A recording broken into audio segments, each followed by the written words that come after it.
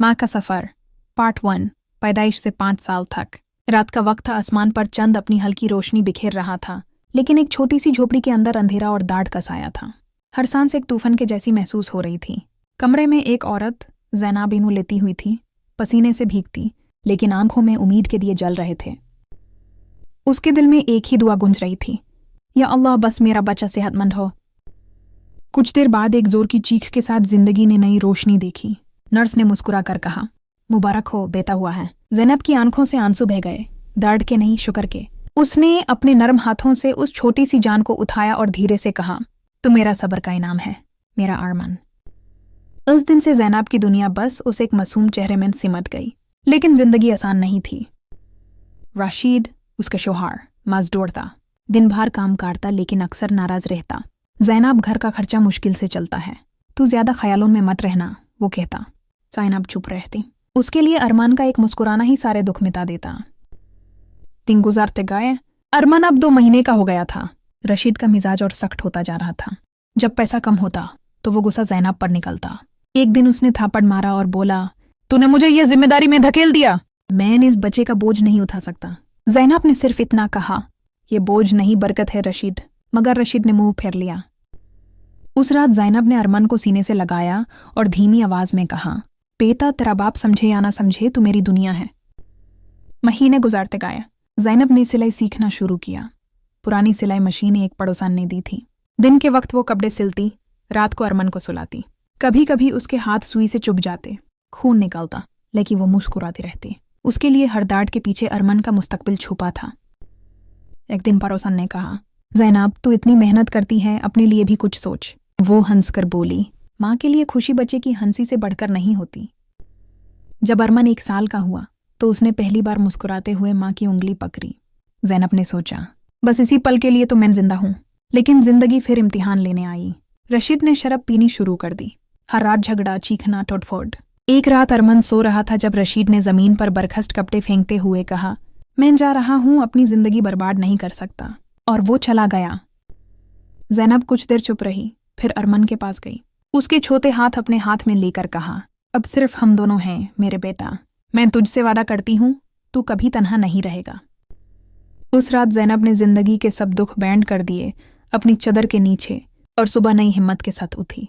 अब उसने सिलाई के सत लोगों के घरों में काम करना शुरू कर दिया। वक्त गुजारता गया। अरमान अब 3 साल का था। एक दिन वो गर्म चूल्हे के पास खेल रहा था। ज़ैनब कपड़े नीचा रखकर पलट ही रही थी कि एक जोर का चीख सुनाई दी। अरमान का हाथ जला था।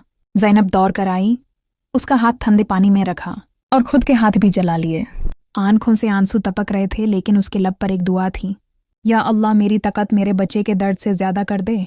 उस रात वो पूरी रात अरमान के पास बैठी रही। उसका हाथ पे मरहम लगाती, कभी दुआ पढ़ती।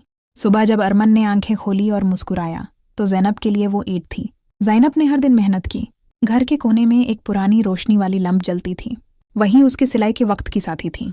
कभी बिजली जाती, कभी खाना न मिलता, लेकिन अरमान का पेट कभी खाली नहीं रहता था।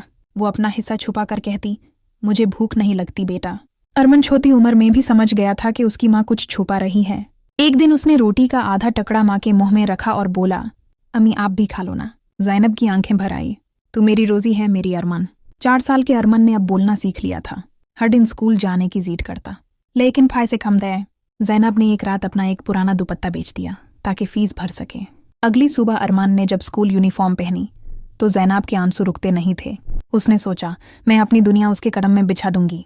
स्कूल से लौटकर अरमान कहता, अम्मी, टीचर ने कहा मैं सबसे अच्छा लिखता हूँ। ज़ैनब के चेहरे पर फख्र था। तू सबसे अच्छा है मेरे बेटा, वो कहती। फिर एक दिन अरमान बीमार पड़ गया। बुखार ने उसका जिस्म तपता दिया। ज़ैनब ने सारी रात उसके सर पर पानी रखा, दुआ पढ़ती रही। उसके पास डॉक्टर के लिए पैसा नहीं था, लेकिन यकीन था। सुबह के वक्त उसने मस्जिद के इमाम से दुआ करवाई और जब शाम तक अरमान का बुखार उतर गया तो वो सजदे में गिर गई। शुक्र है तेरे करम का मेरे रब। अरमान 5 साल का हो गया। वो अब माँ के साथ सिलाई के पास बैठता। कभी कपड़े के टुकड़े से खिलौना बनाता, कभी माँ को लोरी सुनाने को कहता। एक रात उसने माँ से पूछा, अम्मी आप इतना काम क्यों करती हो? ज़ैनब ने उसके सर पर हाथ फिरा कर कहा, इसलिए ताकि तू कभी किसी के आगे हाथ ना फैलाए। अरमान हंस पड़ा, तो मैं आपके लिए सबसे बड़ा घर बनाऊंगा। ज़ैनब की आंखें भर आई। बस यही दुआ है मेरे लाल। एक बार ज़ैनब ने अरमान को कंधे पर बिठाया, बाजार ले गई। लोग उनके चेहरे की चमक देखकर कहते, ये माँ बेटा में कुछ और ही रोशनी है। और सच था, उनके पास पैसा नहीं था, लेकिन मोहब्बत की दौलत थी। रात को जब अरमान सो जाता, ज़ैनब उसके पास बैठकर देखती रहती। उसके छोटे छोटे हाथ, मासूम चेहरा, जैसे सुकून का तस्वीर। वो सोचती, जिंदगी ने मुझे सब कुछ छीन लिया, लेकिन मेरा अरमान मुझे फिर जीने का सबाब दे गया।